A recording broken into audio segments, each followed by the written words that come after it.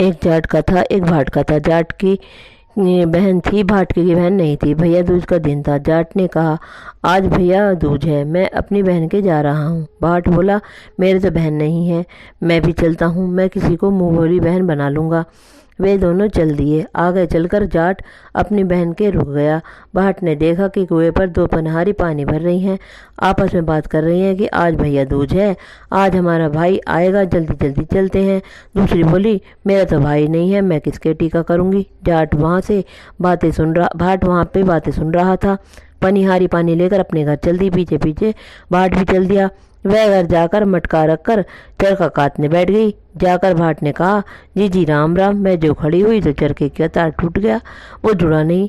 वह भाई से कैसे मिले। वह भगवान से प्रार्थना करने लगी कि तार जुड़ जाए तो मैं भाई से मिलूं। तार जुड़ गया, वह भाई से मिली। पड़ोसियों ने पूछा, पड़ोसनों से पूछने लगी कि प्यारा पाव ना आए तो चावल कैसे बनाए। पड़ोसन ने कहा कि तेल में चोखा दो, घी में चावल चढ़ा दो, ना चोखा सूखे ना चावल गले। भैया भूखा बैठा रहा। भाट मन में सोचता है कि मुंह बोली बहन है, सगी होती अब तक खाना खिला देती। इतने में ससुर बाहर से आता है। ससुर कहता है कि कोई अकलमंद बहू हो तो गोबर मिट्टी से चौका दे, दूध में चावल चढ़ाए तो चौका सूखता और चावल गलते चले जाएं, तो प्यारे भाई को खाना खिला दे। बहन ने ऐसा ही किया। भाई ने फिर खाना खाया। भाई को रोज रहते हुए 3 दिन हो गए। भाई कहता है कि बहन मैं घर जाऊं, बहन मना करती। लेकिन कोई भाई कहता अब जाऊं, बहन मना करती। सास ननद की चोरी से रात को चावल की चीनी पिन्नी पीस कर देती है तो सांप पिस जाता है। पिन्नी भाई को देती है। भाई चला जाता है। सुबह उठकर देखती है कि उसमें सांप पिसा हुआ होता है। सांप को पिसा हुआ देखकर बहन भाई के पीछे पीछे जाती है। नदी के किनारे भाई मेढ़ा मांडे पड़ा होता है। बहन तो वहीं बैठ जाती है। 12 साल तक भाई बहन का सिर अपने घुटने पर लिए बैठी रही।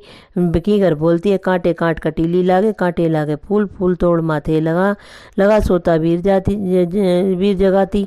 बहन कहती है, एक बार और बोल। वह बोलती है, बहन फिर कहती है कि बहन एक बार और बोल। तो कीकरी तीसरी बार बोलती है। वह बहन फूल तोड़कर भाई के माथे से लगाती है तो भाई खड़ा हो जाता है और कहता है, बहन मैं तो बहुत सोया। बहन कहती है, तो ये तो 12 साल हो गए सोते हुए। भाई बहन से कहता है कि अब तुम घर जाओ। भाई मैं तेरे घर कैसे जाऊं, मुझे तो 12 साल हो गए। सेज भरता छोड़ा, पोत पालने छोड़ा, दूध तोड़ता छोड़ा, घर के बाहर से तेरे पीछे पीछे चलिए। अब तो भाई तेरे साथ ही चलूंगी। वहाँ से दोनों भाई बहन चल देते हैं। रास्ते में बहन को प्यास लगती है। वह भाई से कहती है, मुझे प्यास लग रही है। भाई बोला, यहाँ पर कहीं पानी नहीं है, आगे चलते हैं। तो वह बड़े किवाड़ बना रहे थे। भाई कहता है, बहन वहीं से पानी पी आओ। तो वहाँ बड़े किवाड़ बना रहे हैं तो ये थे। तो बहन पूछती है कि ये किवाड़ किसके लिए जड़ रहे हो। बड़े कहता है, तुम अपना काम करो। नहीं, मैं तो पूछ कर जाऊंगी। बड़े कहता है कि एक बुढ़िया है, जब वह मरेगी तब उसकी छाती पर ये किवाड़ जड़ेंगे। वह पूछती है कि इसका उपाय क्या है। वह बोला, उसके 7 बेटे थे, 6 मर गए, 7वें की बारी है। कोई बुआ हो या बहन हो तो सारे काम अशुभ करे तो भाई जिंदा रहेगा। बहन कहती है,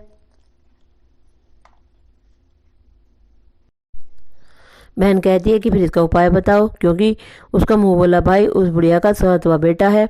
बताता है, जिस वक्त लड़के की सगाई आए तो लोटे से कर लो, अब बान आवे तो लोटे से कर लो, जिस वक्त मोड़ बांधे तो उसकी जगह उसका फूला बांधे।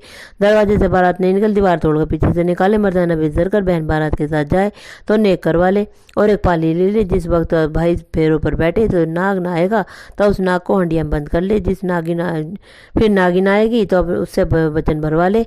जब वचन भरवा ले तो एक वचन दो वचन, तीसरा वचन नरक कुंड में पड़े।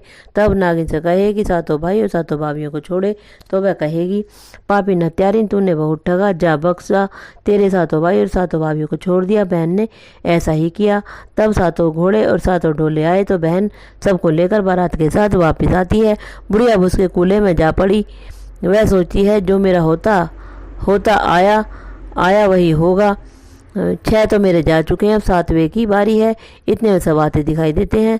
तो पड़ोसन कहती हैं कि तेरे 7 बेटे बहू आ रहे हैं। बुढ़िया कहती है कि तुम तो हंसी नहीं करोगी तो कौन करेगा। तो वो कहती है कि नहीं नहीं, हम हंसी नहीं कर रहे, हम सच कह रहे हैं, तेरी बेटी आ रही है। बुढ़िया बोली, अगर सब आ रहे हैं तो बेटे की पगड़ी, बहू की चुंदड़ी और मेरी आंखों के जाले, कानों के ताले खुल जाएं, तब वैसा ही हो जाता है। माँ बेटी को आशीर्वाद देती है कि तेरा भाग, बेटी माँ से कहती है कि तेरा भाग, फिर वह बुढ़िया को सारी कहानी सुनाती है। तब सब खुश हो जाते हैं। बहन को भाई और भाई माँ बेटी को बहुत धन देकर विदा करती है। जैसे उसके भाई को मिला ऐसे सबको मिले। कहते सुनते हुंकारा भरते सबका भला करें। बोलो भैया दोज की कहानी की जय। व कार्तिकेय ठाकुर राय दामोदर भगवान की जय।